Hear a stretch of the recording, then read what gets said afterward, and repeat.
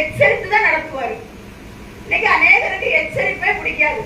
நீ ஆசீர்வாதமா இருப்பாய், உன்னை ஆசீர்வாதம் பெருகவே பெருக பண்ணுவேன்னா எல்லாருக்குமே பிடிக்கும். அப்படிதானே? கொஞ்சம் கடிந்து உபதேசம் பண்ணிட்டேன்னு வச்சுக்கோங்களா, ஆலயத்துக்கு வர மாட்டாங்க, ஆலயத்தை விட்டு ஓடியே போயிருவாங்க. அப்படிதானே? உண்மைதானே? நம்ம எப்போதுமே என்ன செய்யணும்? கடிந்து கொண்டுதான் உபதேசம் பண்ணணும். யோவான் ஸ்நானகன் கடிந்து கொண்டுதான் உபதேசம் பண்ணலாம்.